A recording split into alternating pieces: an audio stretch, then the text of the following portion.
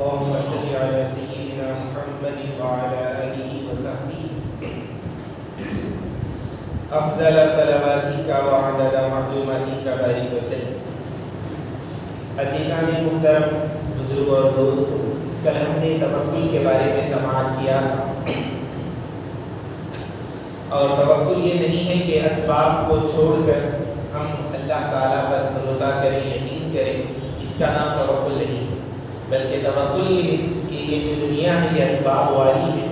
اللہ تبارک و تعالیٰ قادر مطلق ہے کہ وہ بغیر محنت کے، بغیر سبب کے بھی وہ ہر بندے کے گھر پر رزق کو پہنچا سکتا ہے.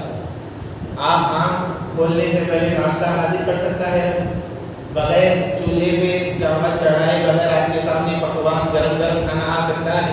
لیکن اللہ تبارک و تعالیٰ دیتا نہیں. کیوں؟ یہ دنیا ہے اور یہ دنیا میں اسباب اللہ نے رکھی ہے.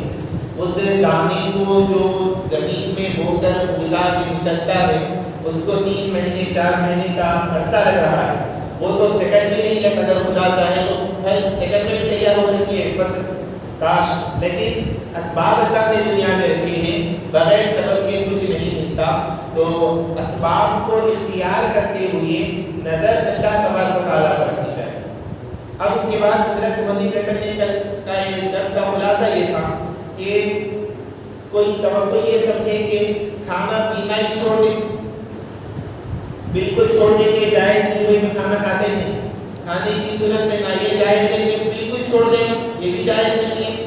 اور یہ بھی جائز نہیں ہے کہ جو ملا وہ کھا جائے، نہ حلال دیکھ رہے ہیں نہ حرام دیکھ رہے ہیں، جو ملا کھا جا رہے ہیں.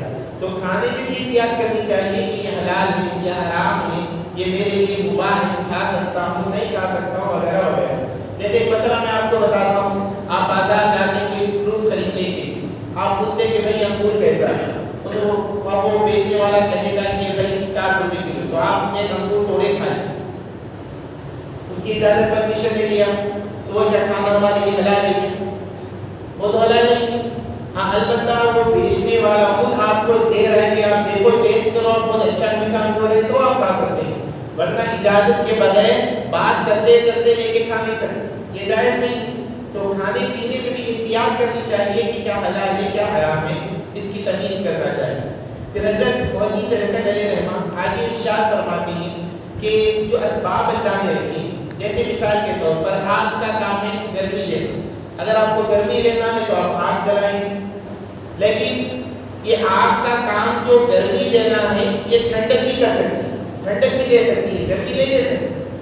اور ہوا بھی ایسا کہ جب حضرت ابراہیم خلیل اللہ کو آگ میں ڈالا گیا، اگر آگ کا کام جلانا ہی ہوتا تو آگ حضرت ابراہیم علیہ السلام کے لیے بھی جلانا تھا، لیکن جلا ہی نہیں. آگ تو وہاں پر ٹھنڈی ہو گئی. تو سبب نہیں رہتا جب تک اللہ تبارک و تعالیٰ اس سبب کو ہمارے لیے ذریعہ نہ بنائے. اسی طرح حضرت فرماتے ہیں کہ یہ اسباب الٹے بھی ہو سکتے ہیں. پانی کا کام ہے ڈبونا، اور زمین کا کام انسان کو ساکن ٹھہرا کے رکھتی ہے.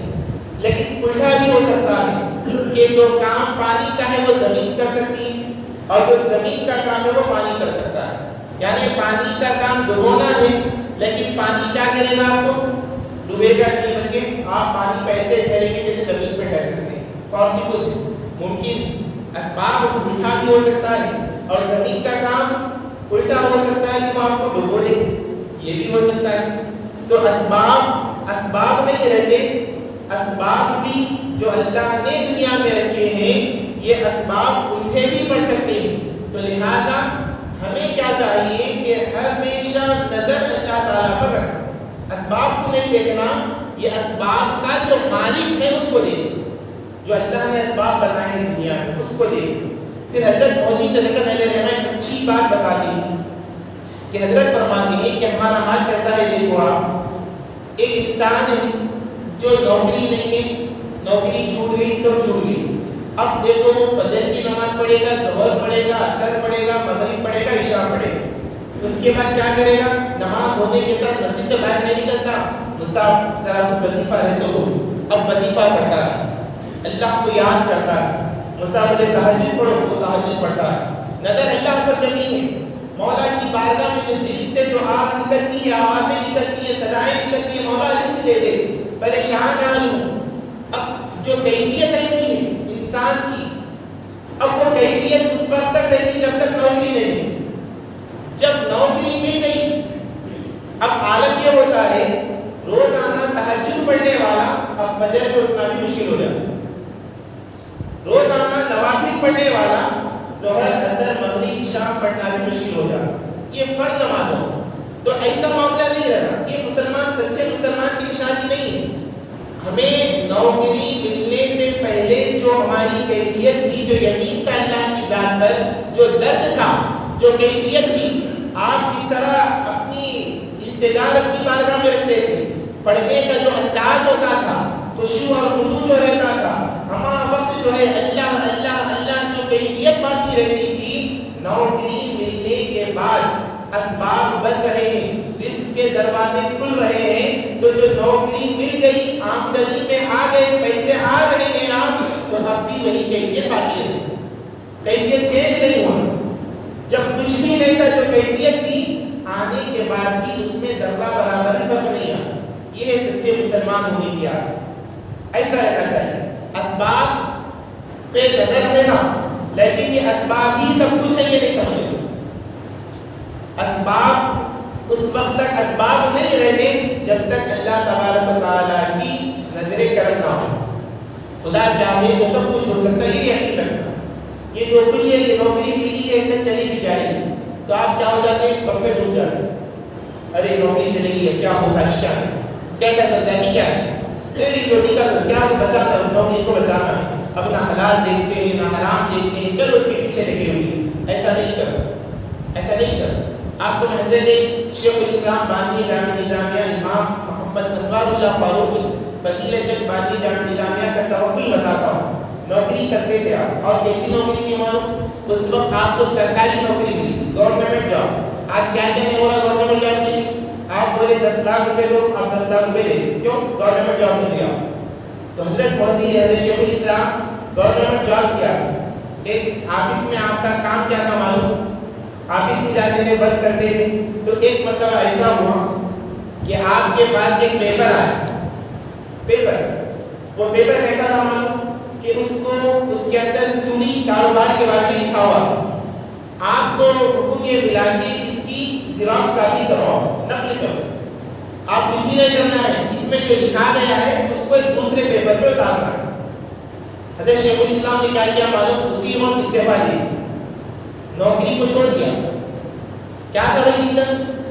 کہ اس میں کیا تھا؟ اسلام میں سود تو حرام ہے، سود جو ہے وہ حرام ہے، اور آج نعوذ باللہ آج دیکھیں کیا ہم میں کئی لوگ ایسے ہوئے جس کا کھانا پینا اسی پہ ہوگا۔ سود حرام ہے، سود ایکسٹرا مال لینا، اپنے مسلمان بھائی کے پاس سے ایکسٹرا مال لینے کو سود کہتے ہیں، مدد کر کر اس سے ایکسٹرا طلب کرنا۔ بانی جامع نظامیہ کا توقع تھا اللہ کی ذات پر، کہے مجھے یہ جاب کی ضرورت ہی نہیں ہے جس جاب میں جو ہے ایسا کوئی حرام کام کرنے کی ضرورت محسوس ہو۔ یعنی کیا تھا صرف لکھنے کا تھا، آپ نے جاب چھوڑ دی، نوکری کو چھوڑ دیا۔ اب اللہ نے انتظام کیسا کیا معلوم؟ اسلامی مملکت تھی، اور بادشاہان وقت میر محبوب علی خان بادشاہ کو اللہ تعالیٰ نے بادشاہ کو آپ کا اسٹوڈنٹ بنایا، شاگرد بنایا۔ بادشاہ لوگ بادشاہوں کے چکر کاٹتے ہیں، ہمارا بادشاہ ہم کو دے دے، ہمیں جاگیر مل جائے، ہمیں یہ مل جائے، یہ پراپرٹی مل جائے۔ اللہ نے انعام یہ دیا، توکل کا یہ بدلہ دیا، جو آپ اسلام کے ساتھ قدم رہے تو اس کا رزلٹ کیا ملا؟ دیکھو بادشاہان وقت آپ کی خدمت میں حاضر ہو رہے ہیں، نہ صرف اس میر محبوب علی خان بادشاہ بلکہ ان کے فرزند عثمان علی بادشاہ، پھر ان کے دونوں فرزند آپ کی شاگردی میں رہے۔ اللہ نے ساری بادشاہت کو حضرت کی خدمت میں پیش کر۔ تو بتانا کیا چاہتا ہوں، مقصد یہ ہوتا ہے کہ آپ جس روٹین میں ہیں، جو کاروبار میں ہیں، کوئی بھی کام کر رہے ہو، وہاں پہ اسلام کو پوری طور پر دیکھو۔ رزق دینے والا کوئی حکومت کا آفیسر نہیں، گورنمنٹ کا کوئی وہ نہیں کہ آپ کو یہ حکومت آپ کو دی، یہ سی ایم آپ کو یہ فرض دے گے، یہ پرائم منسٹر آپ کو دے گے، یہ پریزیڈنٹ آپ کو یہ دیں گے، یہ اسباب بتائیں گے، یہ روزی دیں گے، کچھ نہیں ہے، یہ روزی ملتی ہی نہیں ہے، کوئی ہے نہیں، کون ہے رزق دینے والا؟ رب العالمین، وہ اللہ تبارک و تعالیٰ۔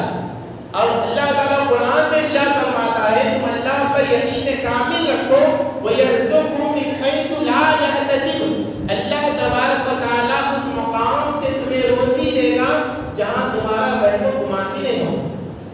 بخاری شریف کا ایک حدیث پاک واقعہ ہے، آپ کی ایمان میں اضافے کے لیے میں عرض کرتا ہوں کہ حضور پاک علیہ السلام کے پاس ایک صحابی آئے، وہ پریشان تھے، تو ہوا یہ معاملہ کہ گھر میں جو ہے چوہے وغیرہ آتے جاتے ہیں، تو ایک چوہا جو ہے زمین میں سے ایک سونے کا سکہ لا کے اوپر ڈالا۔ اس طرح 7 سکے آپ کے پاس ہے، آپ کو 7 سکوں کی ضرورت ہے، وہ 7 سکے آپ کے پاس آئے، وہ پیسے لے کر حضور پاک علیہ السلام کی بارگاہ میں وہ حاضر ہوئے، عرض کی یا رسول اللہ یہ مال میں لوں یا نہ؟ تو پیارے آقا نے ارشاد فرمایا یہ تمہارے ہی لیے تم لے لو۔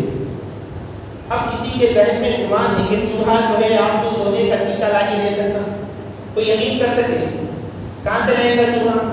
تو اللہ تعالیٰ قرآن میں جو واضح فرمایا ہے کہ تم اللہ پہ یقین کامل رکھو وَيَرْزُقْهُ مِنْ حَيْثُ لَا يَحْتَسِبُ، تم اللہ پہ یقین کامل رکھو، اللہ اس مقام سے روزی دے گا جہاں تمہارا وہم و گمان بھی نہیں جا سکتا۔ آپ کے ذہنوں میں ہمارے ذہنوں میں وہ چیز آ بھی نہیں سکتی، یہ ہو سکتا ہے کیا؟ اللہ وہاں سے آپ کے لیے رزق کے دروازے کھول دیتا ہے۔ اور آخر میں حضرت فاروق اعظم کا ایک اور یاد رکھو، فاروق اعظم مسلمانوں کے دوسرے خلیفہ، آپ فرماتے ہیں کہ اگر ہم اللہ پر یقین کامل رکھیں، پکا یقین رکھنا، ایسا یقین رکھو جیسے برڈز پرندے اللہ پہ یقین رکھتے ہیں۔ آپ دیکھیں ہوں گے پرندہ جب صبح سویرے، صبح کا وقت ہوتا ہے، فجر کا وقت ہوتا ہے، تو اپنے گھر سے یعنی اپنے گھونسلے سے جو اس کا مقام ہے رہنے کا وہاں سے نکلتا ہے، تو بھوکا اور پیاسا ہوتا ہے، بھوکا پیاسا ہوتا ہے، اس کے پاس اپنے گھر میں کوئی اسٹور نہیں ہے کھانے کا، ناشتے کا انتظام دوپہر کا شام کا کھانے کے لیے جمع کر کے نہیں رکھتا ہو، صبح کو نکلتا ہے تو بالکل بھوکا پیاسا نکلتا ہے۔ لیکن جب شام ہوتی آپ دیکھتے ہیں کہ شام کا جب وقت آتا ہے تو ہر پرندہ اپنے مقام پہ آ جاتا، تو جب شام کے وقت اپنے گھر میں آ رہا ہے تو وہ کیسے آتا؟ بھوکا پیاسا آتا نہیں ہے، کوئی بھی پرندہ وہ شکم سیر ہو کر آتا ہے، کھا کے پیتے مزے میں آتا ہے۔ تو اللہ تبارک و تعالیٰ پر اگر ہم یقین کامل رکھیں گے تو اللہ ایسے روزی دے گا جیسے پرندوں کو دے گا، جیسے پرندوں کو رزق دیتا ہے۔ لیکن ہم یہ سمجھیں کہ ہم تو اور زیادہ رہنا چاہیے، اللہ پہ ہم لوگ کے ہر انسان پہ لازم ہے کہ وہ اللہ تبارک و تعالیٰ کی طرف اپنی توجہ لگا کے رکھے، ہم پہ اور ڈبل لازم ہے۔ کیوں؟ ہم اقرار کرتے ہیں نا، گواہی دیتے ہیں اشہد ان لا الہ الا اللہ، میں گواہی دیتا ہوں کہ اللہ کے سوا کوئی معبود نہیں، پھر اس کے نام پڑھتے ہیں رزاق، یا رزاق اے رزق دینے والے، اللہ کے اسماء پڑھتے ہیں کہ رزق دینے والا رب العالمین ہے، کھلانے والا رب العالمین ہے۔ اور پہلے یہ ہوتا تھا کہ گھر میں کوئی بچے آ رہے تو اگر وہ سوچ کے کیا کرتے تھے بچوں کو ماؤں کے پیٹ میں ختم کر دیتے، تو قرآن میں اللہ نے واضح طور پر اعلان کیا لا تقتلوا اولادکم خشیۃ املاق، بھوک کے ڈر سے، خوف سے تم اپنے بچوں کو قتل مت کرو، نحن نرزقکم وإیاہم، ہم تم کو بھی رزق دیں گے ان کو بھی رزق دینے والے، رزق دینے والا رب العالمین ہے۔ اولاد نہیں ہوئی جتنا تھا اتنا شوہر بیوی میں چلتا ہے، اولاد ہو رہی ہے تو اس کا انتظام اللہ تعالیٰ کرتا ہے، رزق دینے والا رب العالمین ہے۔ آپ بیچلر ہیں، شادی نہیں ہوئی اب تک، تو بیچلر کے وقت میں آپ جتنا کمائیں گے آپ کا چل رہا ہے، نکاح کریں آپ، آنے والی بیوی جو آپ کے پاس آ رہی ہے اپنا رزق لے کے آ رہی ہے، اللہ اسباب بنا دیتا ہے۔ اور کرو شادی سے پہلے جو کیفیت ہوتی ہے شادی کے بعد وہ کیفیت بدل جاتی ہے، اللہ تعالیٰ آپ کے مال میں اضافہ کر دیتا ہے، آپ کے اسباب بنا دیتا ہے، پیسوں کے ذریعے بن جاتے ہیں۔ تو ہر ایک کو روزی دینے والا رب العالمین ہے، یہ یقین کامل ہے، رزق دینے والا رب العالمین ہے۔ حکومتوں پہ آپ غور نہیں کرنا، یقین نہیں کرنا، آج حکومت لے کر چلے جائے گی لیکن وہ رب العالمین ہے، دنیا بھی اسی کے لیے ہے، آخرت کا بھی وہی مالک و مختار ہے۔ ہمیشہ ہر وقت اللہ کی ذات پر یقین کامل رکھیں۔ دیگر جو چیزیں ہیں انشاءاللہ اس کے بارے میں کل ہم سماعت کریں۔ اللہم